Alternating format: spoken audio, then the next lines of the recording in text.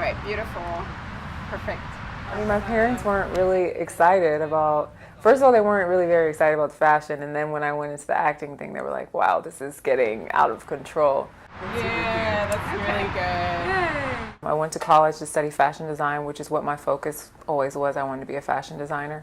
And then when I got there, I ended up being president of Black Theater Productions, and I started doing all these.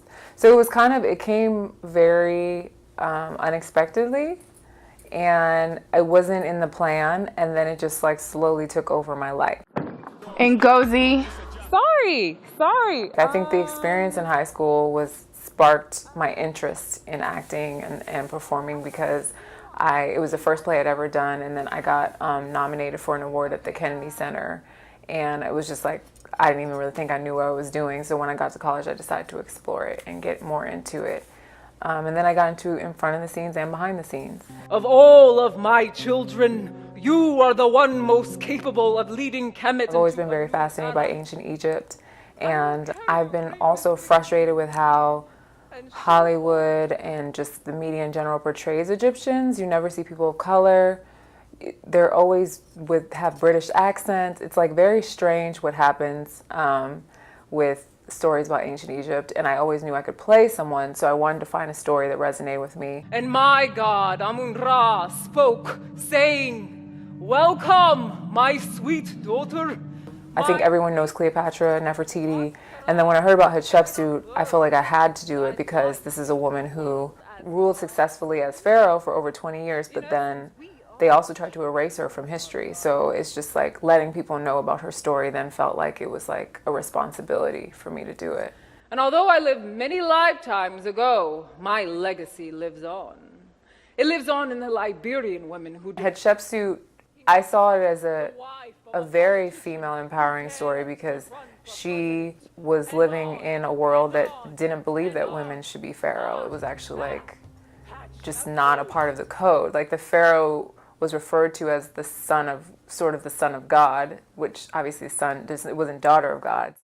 The president of Mauritius, I met her at Harvard, and she was saying, someone was asking her, why aren't there more women in power? And she was just saying there needs to be way more role models. Like when she was growing up, she never even saw a woman president of Mauritius, and now she's the first one. So someone seeing her could also inspire them to think that that's possible. So that's part of why Hatshepsut's story is important. The more we tell these stories about powerful women who did amazing things, the more other young girls can jump on board and think, okay, maybe I could do that too, even though everyone's telling me I can't. I think I can do it anyway.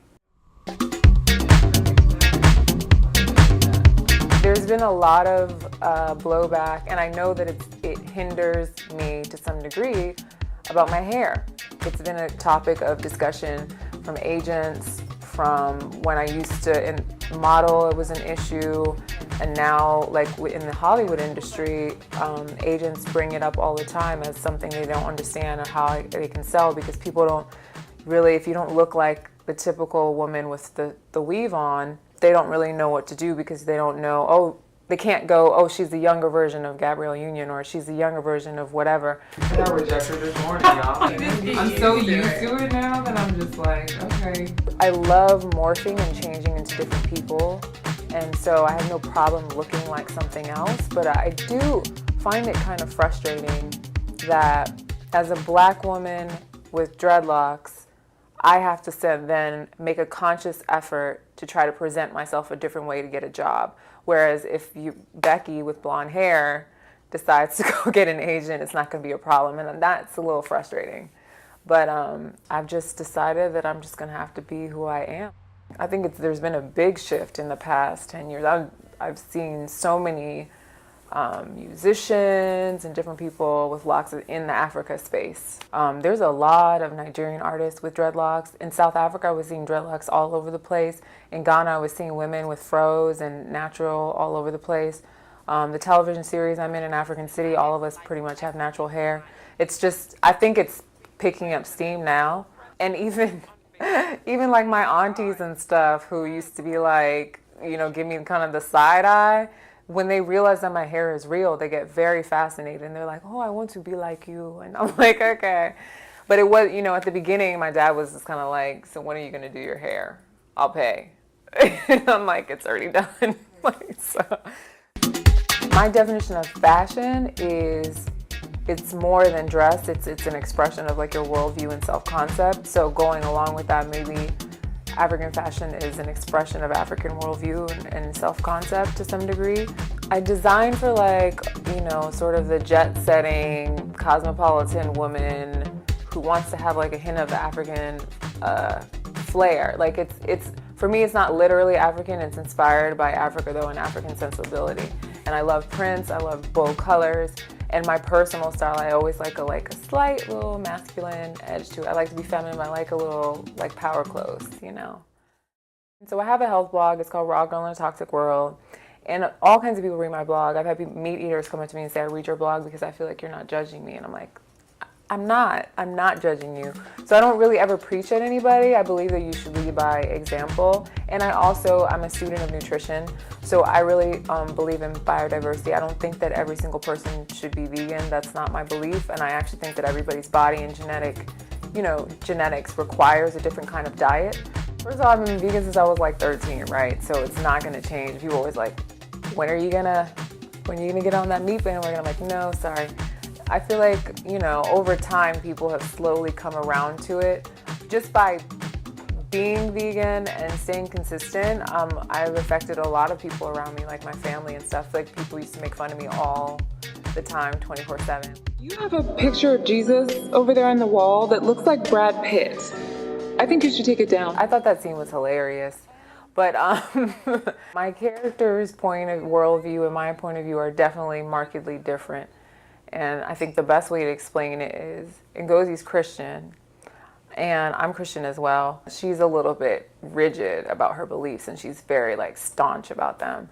I think I would have taken down the picture of a white Jesus too, though, or said something. I think it's healthy to just have a general reverence for God and maybe not even have an image, but at least it was going to have an image. I think God could be in the image of any likeness. I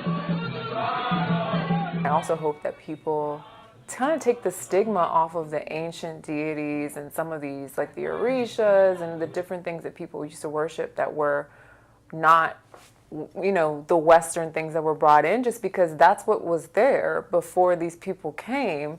And now you're demonizing it, but it's like sort of a part of your culture. And I'm not saying you have to do that or adopt that religion. Like, I'm not adopting the religion, but you can still like learn about it and be accepting about it and not turn it into you know, my God is better than your God's competition or whatever. Rise of the Orisha is a feature film. It was created or written by this Nigerian filmmaker named Nosa Igbenedion. He's based in London. And I'm producing it and I'm starring in it. We're going to shoot it in South Africa and Brazil. And it's about a girl named Esosa who she's living in Bahia, and she starts to have all these mystical visions and realizes that she's the reincarnated goddess of storms, Oya. So it's cool because it's a superhero movie, but we're using African mythology, and we're really excited about it. And we've gotten great response to the other parts of the story we've told. We've done a short. Amina. And then he just mostly did a web series. I was a producer on that as well, and we just got nominated for an African Academy Award for the web series. So it's really exciting. I'm very excited about it. Can't wait to shoot it. We're still in the thick of preparation right now and all that stuff, but I'm really looking forward to it. I'm very much a naturalist in the way I eat and my hair, and like, you know, mostly just trying to love myself the way God made me, which apparently is a novel idea in 2017.